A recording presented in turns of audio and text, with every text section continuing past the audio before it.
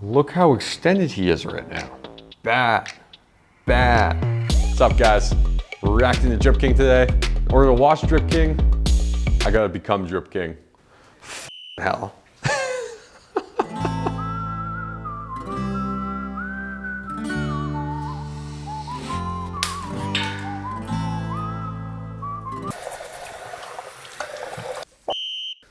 It's not coming off.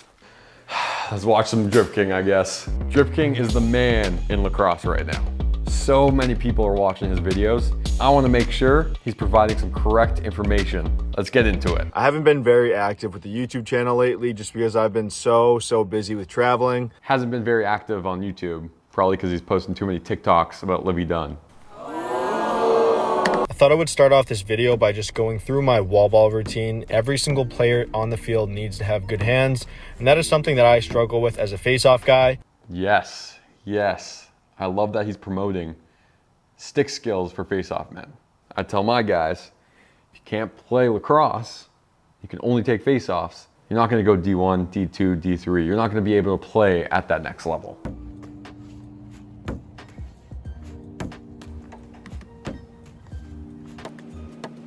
Oh my gosh. Showing every rep. Boring. Boring. Just talk about it, show a few reps. The only thing I don't like about these heads, they usually kind of throw down. As we saw from our face-off head review with the Mark IIF, doesn't work. You know, you can see his head's still flat. I don't think it's the head that makes it throw down. It's definitely his strength job. So, point to everyone throwing down with a Mark IIF, probably need to restring it. A little ugly right I can't lie, I don't work on lefty too much because I never put the stick in my left hand. Well, that's a good point. Face-off man, don't really need an offhand. Is it beneficial? Yes. But there are many situations where you don't need to put in your left hand. Situation one, if you're on a fast break, the guy slides to you, it's gonna take more time putting your left hand, throwing it across your body rather than just throwing a shovel pass. So I think that's smart. All right, so after the Again, every single rep he's showing. Just move on. As a face-off guy, I am always using Canadian passes. Do either of these passes with my offhand. Love it, love it. Practicing shovel passes, practicing twisters, Canadians, as he calls them. It's great.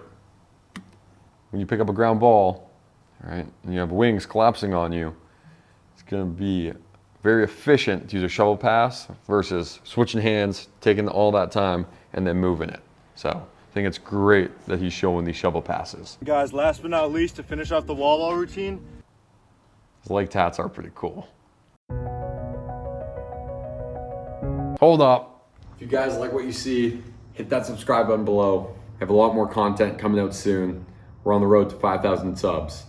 Let's do it. On to the face-off training. Let's see it. did right clamps, and I really focused on snapping over the ball and down the line. I really like doing this just to work my mechanics with both hands. I like this.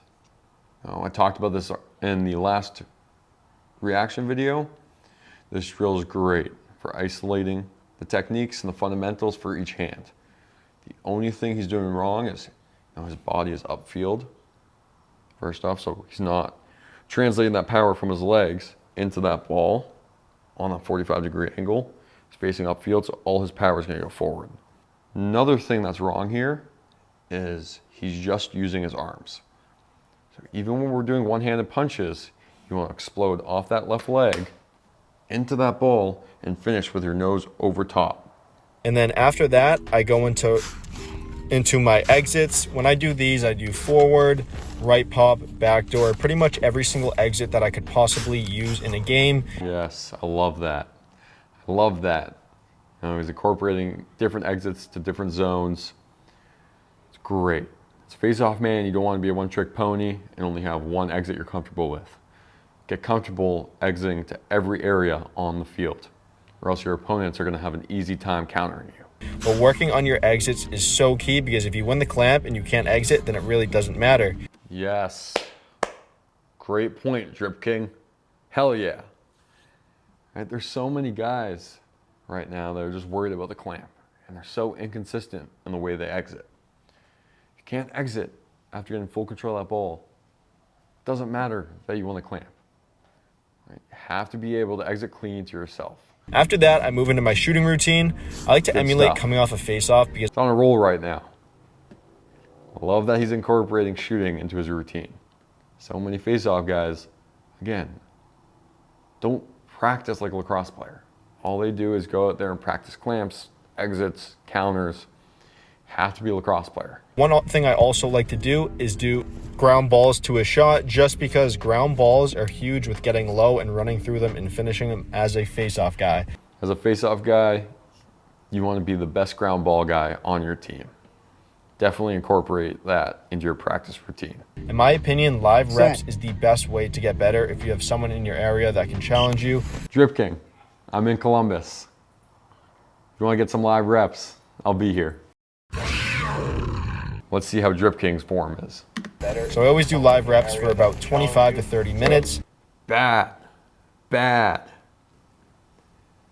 And as soon as Drip King meets his opponent, he steps back with his body.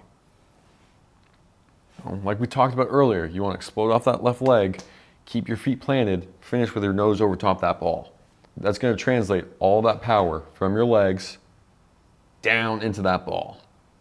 Right? By stepping back, half of his power is going backwards. Right? And he's so extended, he's so susceptible to a counter. Look how extended he is right now. If that's me in this tie-up, I'm bailing and just going straight to a counter. Very bad techniques right now. Bad form, bad fundamentals. You hate to see that. Incorporating live reps into your routine is great. It's very beneficial for face-off men. But if you're just getting live reps all the time with bad form, it's going to keep reinforcing those bad habits. Young athletes. After reviewing this video, I do want to say that Drip King has a phenomenal work ethic. And he's out here practicing. Plays at a top D1 school. He's recording and uploading content and media all the time. That is something to look up to. Final grade for Drip King is a B. Nice. Love the content, love the routine. But what gave him a higher grade is him using a whistle for his drills. And his technique was so bad when he was going live. All in all, great stuff. Peace.